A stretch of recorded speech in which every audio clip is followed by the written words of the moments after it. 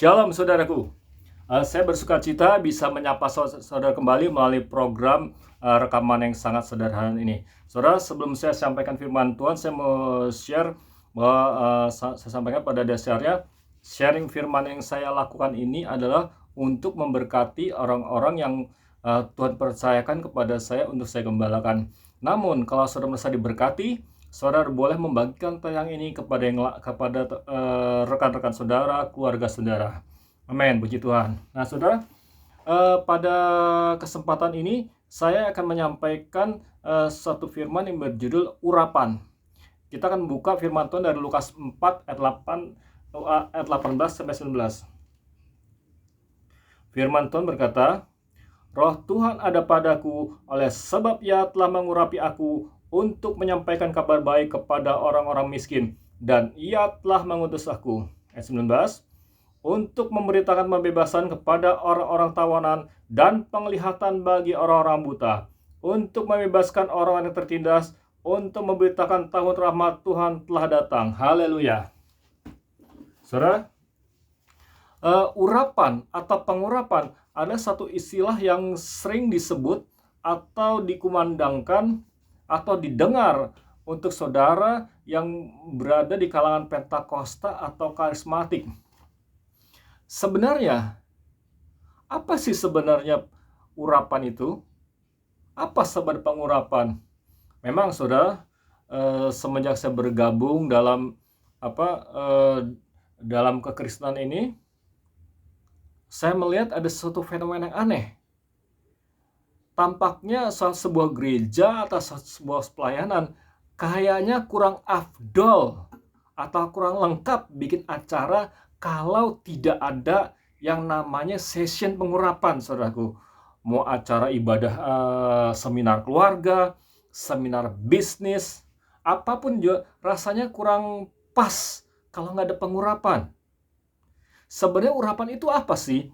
Nah, saya coba mempelajari Alkitab dan belajar dari beberapa literatur, saudara. Selesai pelajari, saya dapat menyimpulkan urapan adalah kuasa ilahi yang diberikan kepada seseorang untuk menyatakan kebesaran Allah, sehingga orang lain melihat ketika Anda berbicara seolah-olah Anda sendiri berbicara. Ketika Anda bertindak, tangan Tuhan dinyatakan luar biasa. Itulah urapan, saudaraku. Nah, jadi urapan itu adalah kuasa ilahi. Yang pertama, urapan itu kuasa ilahi. Dan kalau saudara setia, saudara terus hidup dalam kekudusan dan ketaatan, saudara akan lihat urapan itu bekerja luar biasa, sehingga orang lain melihat ketika saudara berbicara seolah-olah Tuhan sendiri yang sedang berbicara. Dengan kata lain, perkataan saudara membawa dampak, perkataan saudara membawa perubahan. Banyak orang diubahkan melalui perkataan saudara. Selanjutnya, kalau urapan itu bekerja luar biasa dalam hidup saudara, ketika saudara bertindak, orang melihat tangan Tuhan itu bekerja luar biasa. Saudaraku, Tuhan Yesus mengasihi saudara. Setiap saudara yang menyaksikan tayang ini, dengar baik-baik. Allah mau mengurapi saudara dengan sangat luar biasa, sehingga kuasa Tuhan, kemuliaan Tuhan dinyatakan di tempat saudara berada. Nah, lalu untuk apa Allah mengurapi saudara? Nah, kalau kita lihat dari yang kita bacakan, yang pertama, tujuan saudara atau kenapa Tuhan ingin mengurapi saudara adalah menyampaikan kabar baik kepada orang miskin. Apa artinya, saudaraku? Tuhan mau saudara dan saya menyampaikan kabar baik kepada orang miskin. Apa yang dimaksud orang miskin? Yang disebut orang miskin di sini adalah orang yang belum percaya kepada Tuhan Yesus. Saya mau sampaikan saudara, sekaya apapun seseorang, apabila dia belum mengambil keputusan untuk menerima Yesus sebagai Tuhan dan Juru Selamat, dia adalah orang yang sangat miskin. Apakah ada anggota keluarga saudara yang belum percaya Yesus? Saudara harus sungguh-sungguh berdoa supaya bisa menjangkau mereka bagi Kristus. Orang miskin di sini juga adalah orang miskin yang miskin secara materi. Jadi Tuhan mau saudara menolong mereka yang miskin secara materi juga. Nah, untuk itu kita juga harus diberkati, saudara, dalam hal keuangan. Kenapa, saudaraku? Kalau nggak mungkin kita bisa menolong mereka yang di dalam kekurangan kalau kita sendiri dalam kekurangan. Oleh sebab itu, Tuhan mau saudara diurapi dan berjalan dalam prinsip-prinsip hidup berkat.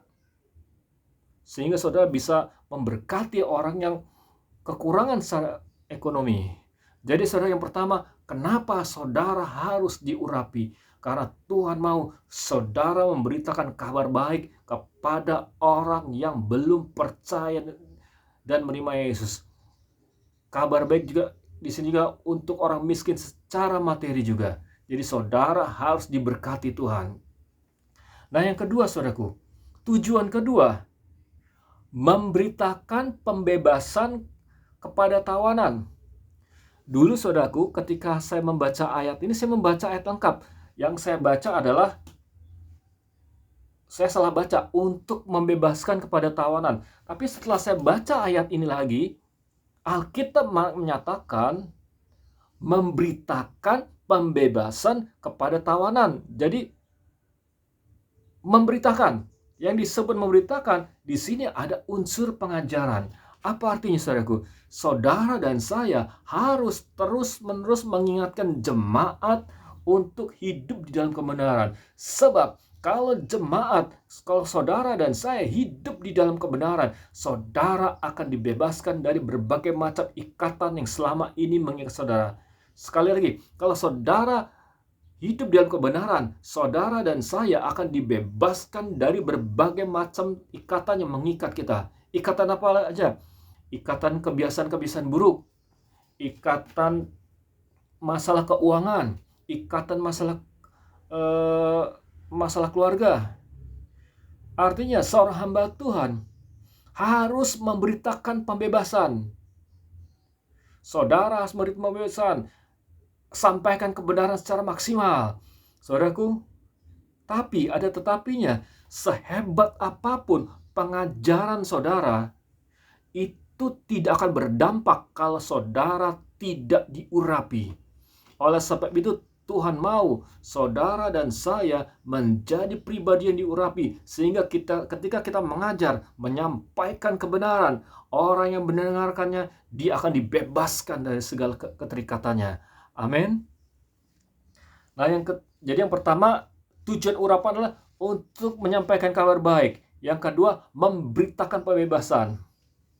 Yang ketiga, penglihatan bagi orang-orang buta. Nah, saya mau tanya, bisa nggak memulihkan mata yang buta? Nggak bisa. Dengan ilmu kedokteran, tidak bisa mata yang sudah buta dipulihkan. Tapi dengan kuasa Allah, itu bisa terjadi. Apa artinya, saudaraku? Saudara harus diurapi karena Tuhan mau saudara dan saya melakukan perkara-perkara yang luar biasa. Saudaraku, kalau saudara lihat di luar sana, ada begitu banyak orang, saudaraku. Begitu banyak orang bergerak dalam kuasa supranatural versi mereka. Nah, saya mau sampaikan, saudaraku, saya pernah coba hitung-hitung di Alkitab, bukan di Alkitab, saya pernah coba lihat di Google, saya pengen tahu, kira-kira berapa tahun sih dari Adam, maksudnya Adam setelah jatuh keluar dari Taman Eden, sampai masa Yesus lahir. Diperkirakan ada 4.000 tahun, saudaraku. Jadi, selama 4.000 tahun, iblis menipu banyak orang, saudaraku. Nah, saudaraku, iblis sudah menanamkan pengaruh-pengaruhnya yang begitu luas di seluruh dunia. Gak mungkin kita bisa membawa dunia ini, saudaraku, kepada Kristus kalau kita tidak mengandalkan kuasa Roh Kudus. Saat ini saya mau sampaikan, saudara dan saya harus diurapi supaya kita bisa jadi berkat bagi banyak orang. Amin.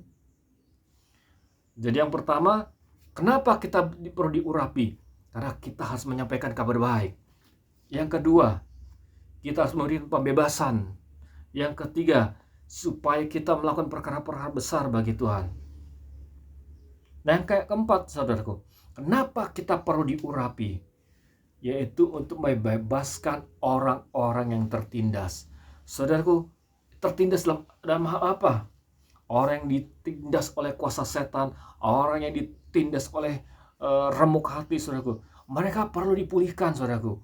Kalau kita tidak diurapi oleh Roh Kudus, kita tidak mungkin bisa membebaskan yang terikat dengan kuasa setan. Kalau kita tidak diurapi, kita tidak mungkin bisa membebaskan, memulihkan mereka hatinya yang luka. Saya mau sampaikan kepada saudaraku, orang yang hatinya luka, kalau tidak disembuhkan, sangat-sangat fatal akibatnya. Contohnya, saudara yang belajar sejarah, saudara pasti tahu seperti apa Hitler. Hitler telah memerintahkan anak buahnya membunuh banyak sekali jutaan orang Yahudi. Kenapa Hitler bisa begitu bengis? Kenapa Hitler memiliki kebencian begitu luar biasa kepada orang Yahudi? Saudaraku, itu karena Hitler masa kecilnya penuh luka, penuh kepahitan kepada orang Yahudi, saudaraku. Sebab kenapa? Karena ayah tirinya adalah orang Yahudi.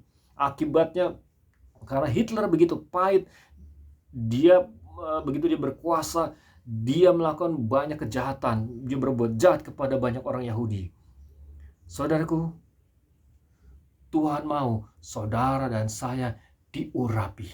Nah, mungkin ada saudara bertanya-tanya, Pak, saya tahu atau saya pernah mendengar tujuan pengurapan itu, tapi apakah itu untuk saya, Pak? Bukankah itu hanya untuk pendeta, pemimpin gereja, atau pengkhotbah? Saya mau sampaikan kepada saudaraku, tujuan pengurapan ini bukan hanya untuk pendeta. Tujuan pengurapan ini bukan hanya untuk pengkhotbah. Tujuan pengurapan ini bukan hanya untuk pemimpin gereja, tetapi untuk saudara dan saya. Mengapa, saudaraku? Karena, saudaraku, tidak semua orang bisa dijangkau oleh pendeta. Sebagai contoh, beberapa waktu yang lalu, saudaraku, ada tetangga saya. Sebenarnya sih bukan tetangga ya. Di dekat rumah kita ada sedang dibangun perumahan. Marketingnya datang kepada saya, Pak, gigi saya sakit. Akhirnya mau nggak didoakan? Saya doakan terjadi kesembuhan. Kalau menunggu pendeta saya mungkin agak susah, saudaraku. Pendeta saya di mana, dia di mana, hanya untuk sakit gigi. Dan saudaraku, kalau saudara belajar dari gereja mula-mula, saudaraku, gereja mula-mula berkembang bukan hanya karena hebatnya kepimpinan Rasul Petrus dan rasul-rasul yang lain. Saudara baca baik-baik di Kisah Rasul. Mereka bisa berkembang karena umat Tuhan saat itu, anak-anak Tuhan, mereka terlatih untuk melakukan perkara-perkara yang besar. Kita bisa lihat di Kisah Rasul 8. Di dalam pasal ini dikisahkan Filipus melakukan mujizat-mujizat luar biasa, memberitakan Injil di kota Samaria, dan banyak yang percaya dan menerima Yesus. Saat itu, saudaraku, Filipus belum menjadi pemimpin kunci di Israel, di gereja mula-mula yang ada di Israel. Filipus hanya sebagai diaken. Tetapi Alkitab mencatat Filipus diurapi dan dipakai luar biasa untuk mengubahkan kota Samaria. Saudaraku, kalau Tuhan bisa pakai Filipus, Tuhan juga bisa pakai saudara. Amin. Ini harus terjadi di dalam kehidupan saudara. Kemudian, saudaraku, di pasal selanjutnya, Ananias bukan pemimpin utama gereja mula-mula yang ada di Israel, Tapi Alkitab mencatat, saudaraku, Ananias dipakai Tuhan untuk membawa Paulus yang saat itu bernama Saulus kepada Yesus. Saudaraku, sekalipun saudara bukan pemimpin gereja, tidak punya gelar PDP, PDM, PDT, saudara bisa diurapi Tuhan untuk melakukan perkara yang luar biasa. Saya adalah buktinya, saudaraku. Saya tidak punya gelar akademis di bidang teologi, tapi oleh kemurahan Tuhan, saya mendapat kesempatan melayani orang sakit lebih dari 1.000 orang, saudaraku. Kalau Tuhan bisa pakai saya, Tuhan juga bisa pakai saudara. Amin. Saudara harus diurapi. Saudaraku, Tuhan mau saudara diurapi. Dan kalau saudara diurapi, saudara akan menikmati anugerah Tuhan yang luar biasa. Mungkin ada di antara saudara pernah mendengar nama seorang hamba Tuhan bernama Smith Wigglesworth. Saya suka sekali membaca bukunya, saudaraku. Saudaraku, saya mau sampaikan, Smith Wigglesworth itu pendidikannya tidak tamat SD. Saya yakin setiap saudara yang mendengar acara ini pasti pendidikannya lebih baik daripada Smith Wigglesworth. Bapak Smith Wigglesworth. Dia ada hamba Tuhan dari Inggris. Nah, apa yang membuat Smith Wigglesworth yang tidak tamat SD bisa jadi berkat bagi banyak orang? Hanya satu kata, pengurapan, saudaraku. Ketika urapan Allah turun atas saudara, sekalipun pendidikan saudara rendah, saudara akan jadi berkat bagi banyak orang. Amin. Yang sekarang, bagaimana sih sebenarnya caranya supaya kita bisa makin diurapi? Kita akan lihat, saudaraku, firman Tuhan dari Lukas 4 ayat 1. Firman Tuhan berkata, Yesus yang penuh dengan Roh Kudus kembali dari sungai Yordan, lalu dibawa oleh Roh Kudus ke padang gurun. Perhatikan, Yesus dibawa Roh Kudus ke padang gurun. Sekali lagi, Yesus dibawa Roh Kudus ke padang gurun. Nah, apa artinya? Rahasia pengurapan adalah berserah penuh pada Roh Kudus. Semakin saudara berserah pada Roh Kudus, saudara akan melihat pengurapan Allah bekerja luar biasa dalam hidup saudara. Amin. Nah, saudaraku, ketika saya membaca dan merenungkan ayat ini, hati saya benar-benar tertemplak. Begitu banyak orang ingin diurapi, ingin menerima kuasa yang besar, tapi tidak mau berserah kepada Roh Kudus.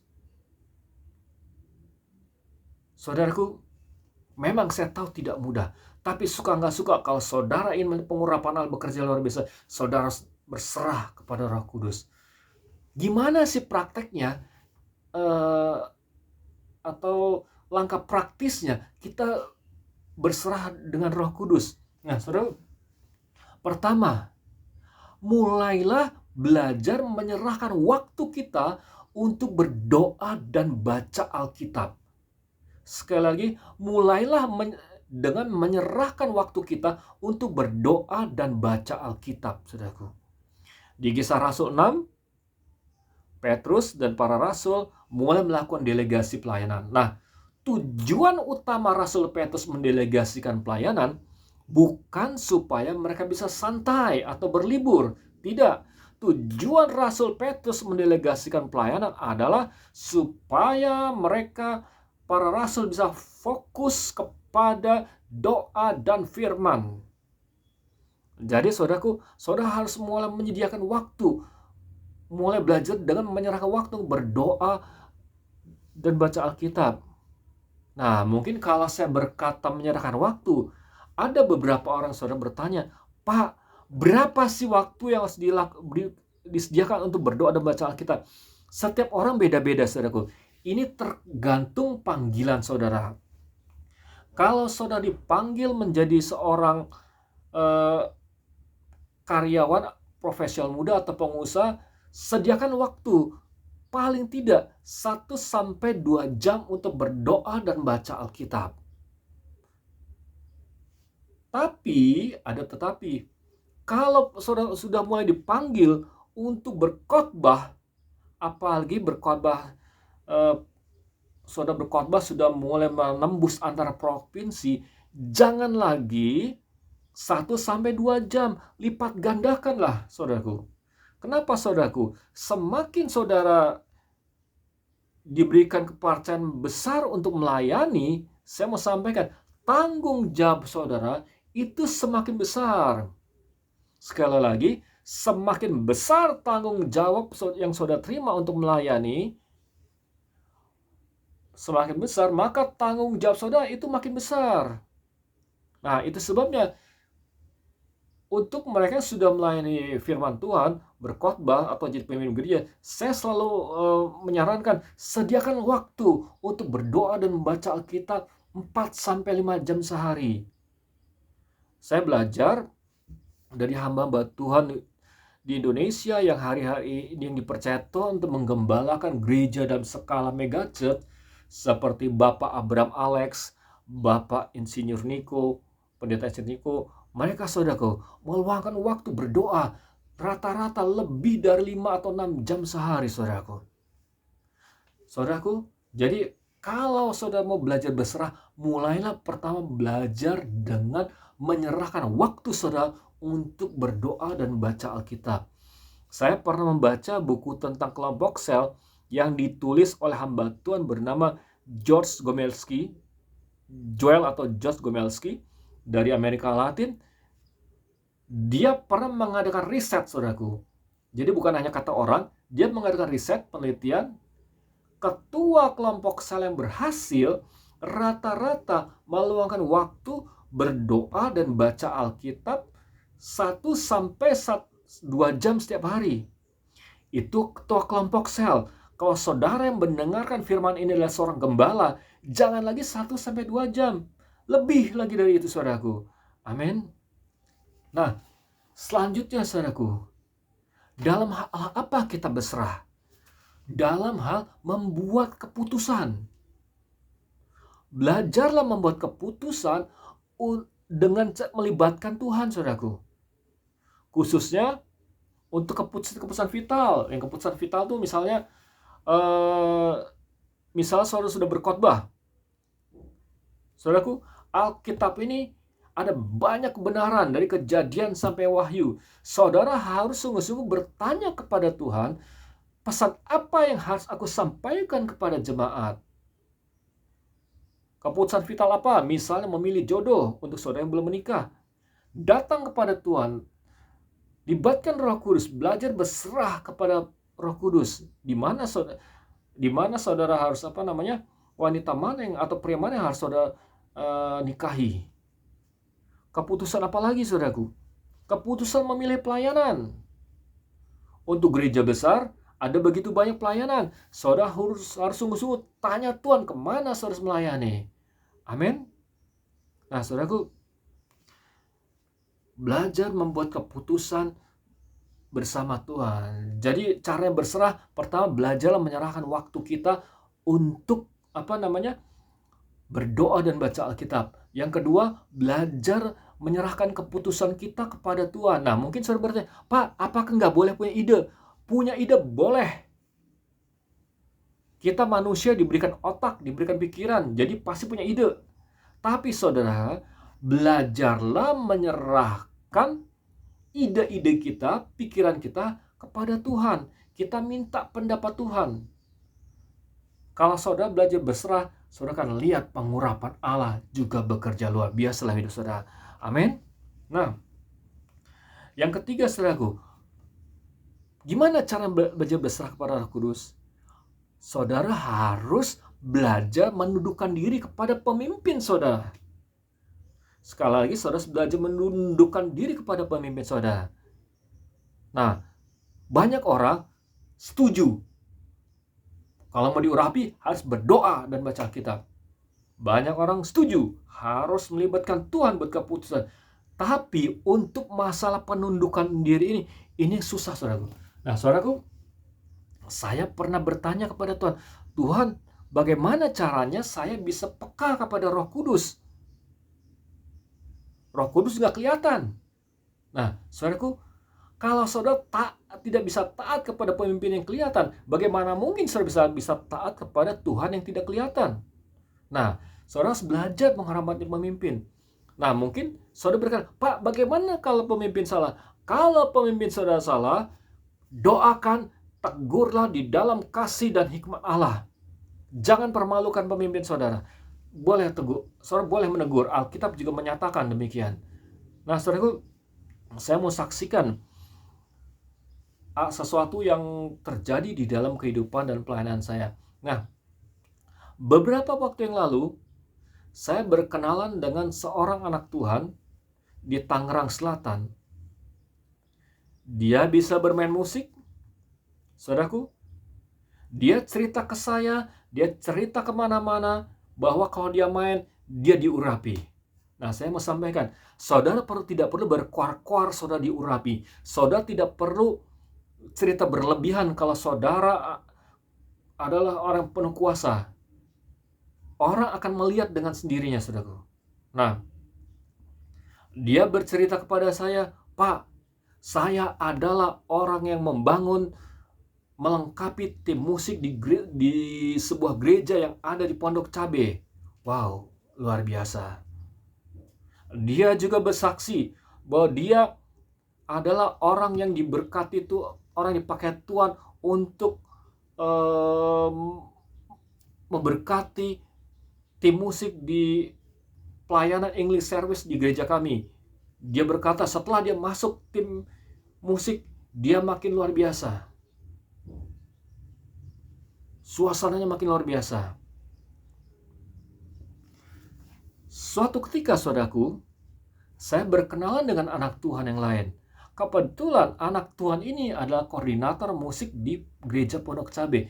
Saya bertanya, apakah benar orang ini adalah orang yang membangun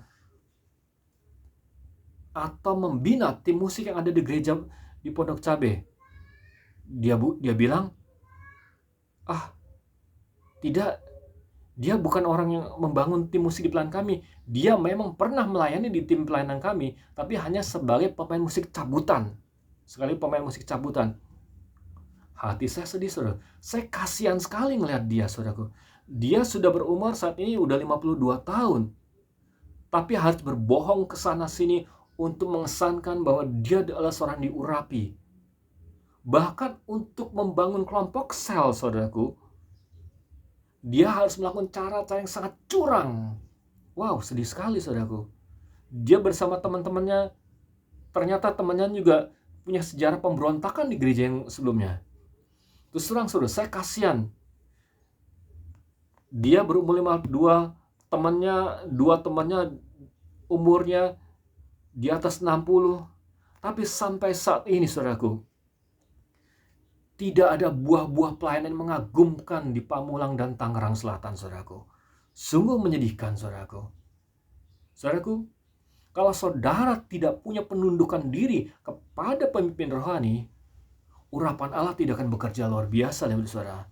Saudara akan pergi ke satu tempat-tempat yang lain, berbicara besar seolah-olah saudara diurapi, seolah-olah saudara orang yang luar biasa. Saudaraku, kalau urapan Allah ada atas saudara, saudara tidak akan perlu berkuar-kuar. Orang dengan sendiri akan melihat pengurapan Allah bekerja atas saudara. Dan saudaraku, teman saya yang bisa main musik ini, terus terang saya kasihan sekali. Dia sudah berumur 52 tahun. Sampai saat ini, saudaraku, tidak ada satupun gereja di Tangerang Selatan atau Pamulang yang pernah mengundang khotbah. Awalnya saya heran, saudaraku. Dia mengklaim menguasai prinsip-prinsip penyembahan.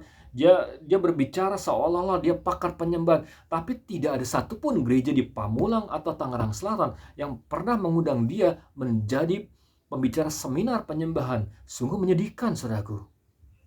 Saudaraku, mari kita jujur apa adanya. Belajar tunduk kepada pemimpin rohani. Alkitab mengatakan, saudara, di kitab Yakobus, bahwa kita harus tunduk kepada pemimpin rohani dan tangan Tuhan akan meninggikan kita. Amin. Nah, saudaraku, jadi yang pertama, cara yang berserah kepada Roh Kudus, mulailah dengan menyerahkan waktu untuk berdoa dan membaca Alkitab. Yang kedua, belajarlah membuat keputusan melibatkan Tuhan. Yang ketiga, belajarlah hidup di dalam penundukan diri. Nah, yang keempat, saudaraku, bagaimana cara kita belajar berserah? Mulai belajar berserah dalam hal keuangan. Nah, saudaraku, seringkali dikhotbahkan kalau kita memberi persembahan perpuluhan dan persembahan khusus, kita akan diberkati berlimpah-limpah. Saya katakan amin. Tapi tujuan kita memberi perpuluhan dan persembahan bukan supaya kita diberkati berlimpah-limpah. Di sini, saudaraku, Tuhan ingin kita belajar menyerahkan hati kita. Nah, mana mungkin kita bisa menyerahkan sepenuh hati kita kalau 1/10 hati kita saja tidak bisa. Alkitab berkata, di mana hartamu, di situ hatimu berarti. Artinya, tidak mungkin saudara dan saya bisa menyerahkan sepenuh hati kita kalau 1/10 hati aja hati kita tidak bisa. Nah, saudaraku, mari kita belajar berserah kepada Tuhan. Amin. Tuhan mau saudara dan saya diurapi makin luar biasa. Kunci untuk diurapi luar biasa adalah berserah dengan Roh Kudus. Amin. Nah, saudaraku, sebelum mengakhiri ini, saya akan berdoa buat saudara. Nah, saudaraku, saya juga mau berdoa untuk setiap saudara yang sakit. Tapi dengar baik-baik, bukan saya yang menyembuhkan saudara. Saya tidak bisa menyembuhkan saudara. Yang menyembuhkan saudara adalah Tuhan Yesus. Dan saya mau sampaikan kepada saudara, Tuhan Yesus adalah Raja di atas segala raja, Tuhan di atas segala Tuhan. Amin. Mari saudara kita berdoa. Bapa, hamba mengucap syukur sudah menyampaikan kebenaran firman-Mu. Bapa, Aku berdoa buat setiap umat-Mu yang menyaksikan acara ini. Dalam nama Yesus, biarlah Engkau menaruh di dalam hati mereka hati yang semakin mengasihi-Mu. Taruh di hati mereka, Tuhan, roh pengenalan Allah dan hati yang takut Allah. Haleluya. Dan untuk saudara yang sakit, letakkan tangan saudara di bagian tubuh saudara yang sakit dalam nama Yesus. Aku berdoa untuk umat-Mu yang saat ini sedang sakit. Biarlah kuasa darah Yesus membasuh mereka dari ujung kepala sampai ujung kaki. Biar Roh-Mu menjamah tubuh mereka dalam nama Yesus. Dalam nama Yesus, aku berkata kepada bagian tubuh-tubuh yang sakit dalam nama Yesus. Aku perintahkan sekarang juga dalam nama Yesus, terjadilah kesembuhan. Dalam nama Yesus, untuk saudara yang menderita sakit jantung, letakkan tangan saudara di jantung saudara. Dalam nama Tuhan Yesus, aku berkata kepada setiap jantung yang sakit, dalam nama Yesus, terjadilah kesembuhan atas jantungmu. Dalam nama Yesus, jantung menjadi baru dan bebas dari sakit penyakit. Untuk saudara yang punya masalah dengan pendengaran, letakkan tangan saudara di kuping saudara. Dalam nama Tuhan Yesus, setiap pekerjaan setan dan kuasa kegelapan yang ingin membuat telinga umat-Mu sakit, aku perintahkan pergi dalam nama Yesus. Aku berkata kepada setiap telinga dalam nama Yesus, jadilah sembuh dan bisa mendengar dengan jelas. Terima kasih Bapa, terima kasih buat karya-Mu yang besar. Puji Tuhan, haleluya. Saya senang bisa memberkati saudara, dan kalau saudara bisa diberkati, bagikan rekaman yang lain. Tuhan Yesus memberkati dan sampai jumpa pada rekaman berikutnya. Haleluya.